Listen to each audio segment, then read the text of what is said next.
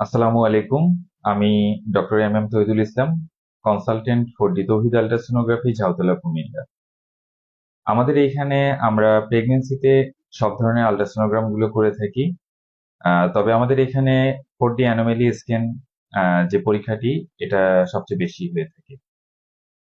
অনেকের ভিতরে 4D, 3D এবং 2D সম্পর্কে অনেক ভুল ধারণা আছে।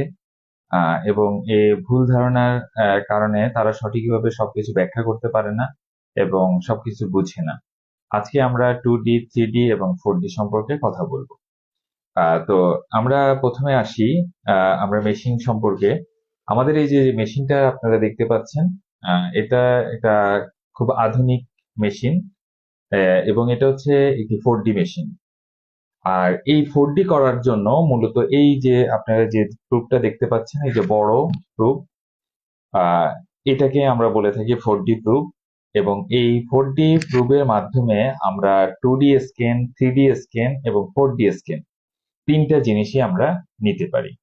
অনেকের একটা ধারণা, আমাদের এই যে ডিসপ্লেতে যে ছবিটা দেখতে পাচ্ছেন, এই ছবিটা দেখেই অনেকে মনে করে যে এটাই মনে হয় শুধু 4D। না, আপনার এই প্রুফটার হচ্ছে আপনার যে রেজুলেশন ক্ষমতা, অর্থাৎ পেনিট্রেশন ক্ষমতা অনেক বেশি থাকে, যার কারণে ছবিগুলো খুব পরিষ্কার আসে। আর যখন একটা বাচ্চার মুখের উপরে কোনো ধরনের কোনো কর্ড কিংবা হাত পা থাকে না, পর্যাপ্ত পরিমাণে পানি থাকে, তখন আমরা সহজে এরকম একটা 4D আমরা স্ক্যান নিতে পারি, একটা বাচ্চার ছবি নিতে পারি। তো এই যে যে আপনারা যে ডিসপ্লেতে যে ছবিটা দেখতে পাচ্ছেন, একটু কাছে এনে দেখেন ছবিটা। আপনারা এই যে ডিসপ্লেতে যে ছবিটা দেখতে পাচ্ছেন, এটা কিন্তু মূলত 3D ছবি। এটা 4D প্রুফ থেকেই মূলত আমরা 3D ছবিটা নিয়েছি। আহ এটা যখন এমন স্টিল করা থাকে, তখন সেটাকে আমরা বলে থাকি 3D।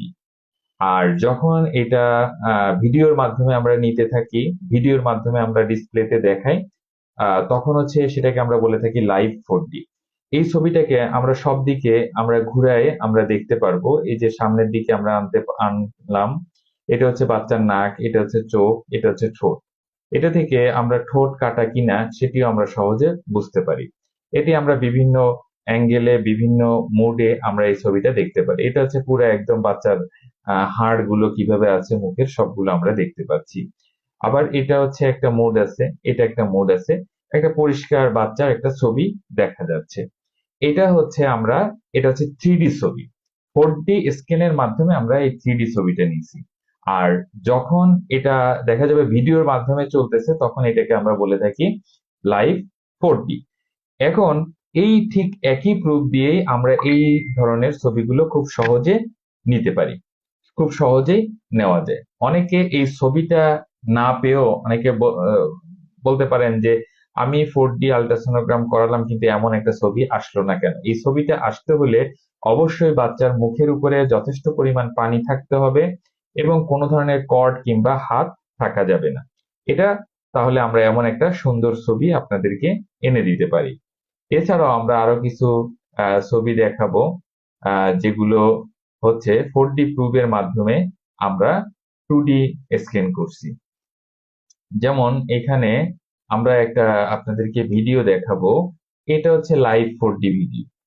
এই যে দেখেন, এই ভিডিওটা এখনই চলবে। এটা হচ্ছে,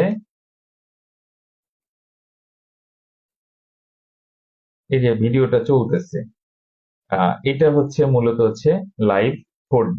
অর্থাৎ বাচ্চা এই মুহূর্তে কি কাজ কাম করছে, অর্থাৎ লড়াচড়া কেমন করতেছে, কিভাবে করতেছে, এটা হচ্ছে লাইভ 4D। এবার হচ্ছে আরেকটা আমরা লাইভ 4D দেখাই, এই যে ভিডিওটার মাধ্যমে দেখা যাবে, এটা হচ্ছে লাইভ 4D একটা ভিডিও। আবার এই আহ, যে প্রুফটা, এটা দিয়ে আমরা এই যে যেমন একটা স্ক্যান নিয়েছি, এটা হচ্ছে 2D পিকচার, কিন্তু এটা 4D 2D পিকচার। অর্থাৎ এইটা যখন আমরা নিব, তখন আমরা হচ্ছে মাপ ঝোঁকের যে কাজগুলো করে থাকি, সেটা হচ্ছে আমরা 2D ছবিতে করে থাকি। কিন্তু আমরা স্ক্যানটা কিন্তু 4D নিয়েছি। কিন্তু এই বাচ্চার যে ছবিটা, এটা হচ্ছে সাধারণত 4 ডাইমেনশনাল বা 3 ডাইমেনশনাল হয়ে থাকে। আমরা এভাবে বাচ্চাকে আমরা ঘুরাইয়া সব দিক দেখতে পারি, যেমন বাচ্চার মাথাটা ঘুরতেছে, এটা আমরা সব দিকে ঘুরাইয়া আমরা বাচ্চাটাকে আমরা দেখতে পারি। এটাই হচ্ছে মূলত 4D ছবি। এখন এই ছবিটাকে আমরা অনেক সময় পরিষ্কার করতে পারি, আহ যেটাকে আমরা বলে থাকি এইচডি ফটো। যেমন এই যে এখন আশেপাশের যে হাত পায়ের যে অংশগুলো ছিল এগুলোকে আমরা সরাই দিছি। সরাই দিলে যে ছবিটা আসছে এইটাই হচ্ছে মূলত এইচডি ছবি। তাহলে আমরা এই প্রুফটার মাধ্যমে, ভলিউম প্রুফটার মাধ্যমে আমরা 2D স্ক্যানটাও নিতে পারি, 3D স্ক্যানটাও নিতে পারি, 4D স্ক্যানও নিতে পারি, এইচডি স্ক্যানও নিতে পারি। অর্থাৎ এই প্রুফটা দিয়ে মাল্টি ফাংশনাল কাজ করা যায়। আর আরেকটা প্রুফ আছে, এটার মাধ্যমে আমরা 2D স্ক্যানটা নিতে পারি, আর হচ্ছে এটার মাধ্যমে আমরা 3D স্ক্যানটা নিতে পারি। তো অনেকের ধারণা থাকে যে আমাকে এরকম একটা বাচ্চার ছবি দিল না, তার মানে হচ্ছে আমার স্ক্যানটা মনে হয় 2D করছে। এটা সম্পূর্ণ ভুল ধারণা। এরকম বাচ্চার ছবি তখনই আসবে যখন বাচ্চার পজিশনটা ঠিক মতো থাকবে, বাচ্চার মুখের উপরে কোনো ধরনের হাত পা কিংবা কর্ড থাকবে না, যথেষ্ট পানি থাকবে, পর্যাপ্ত পানি থাকবে, তখন আমরা এরকম একটা সুন্দর ছবি এনে দিতে পারি। এটাকে আমরা বলে থাকি যে 3D ছবি, 4D স্ক্যানের মাধ্যমে যে আমরা 3D ছবিটাকে নিয়েছি। তার মানে হচ্ছে যে আমাদের এই মেশিনটার মাধ্যমে আমরা 4D ছবি ও নিতে পারি, 3D ছবিও নিতে পারি এবং 2D ছবি নিতে পারি বিভিন্ন মেজারমেন্টের সময়। যেমন আমরা হাতের মাপ দিলাম বা পায়ের মাপ দিলাম প্রেগনেন্সিতে বাচ্চার, সেক্ষেত্রে আমাদেরকে অবশ্যই 2D স্ক্যান নিতে হবে। 2D স্ক্যান ছাড়া কখনোই পরিমাপ করা যাবে না। আর যখন এরকম আমরা ছবিটাকে লাইভে দেখবো, বাচ্চাটা নাড়াচাড়া করতেছে, এদিকে নড়তেছে ওইদিকে নড়তেছে, হাত পা নাড়াচ্ছে, ওইটা হচ্ছে লাইভ 4D। আর যখন এটা এইভাবে আমরা স্টিল করে নিলাম, এটা 4D, বাট এটাকে আমরা বলে থাকি 3D ছবি। তো আশা করি সবাই আপনারা বুঝতে পারছেন। অনেকে দেখা যায় আমাদের কাছে এসে বিভিন্ন ধরনের প্রশ্ন করেন, আমি যে আলট্রাটা করব এটা কি 4D আলট্রা কিনা, বা এটা কি 2D আলট্রা কিনা, এটা আমি নর্মাল আলট্রা করব। আসলে নর্মাল আলট্রা বলে এখন ওইরকম আলট্রা আমাদের এইসব মেশিনে হয় না। এখন সবই আমরা সাধারণত করার চেষ্টা করি 4D, যাতে ক্লিয়ার ভিউ আসে, কোনো সমস্যা থাকলে যাতে ওই সমস্যাটা সহজে ডায়াগনোসিস হয়ে যায়। ধন্যবাদ সবাইকে কষ্ট করে আমাদের ভিডিওটি দেখার জন্য।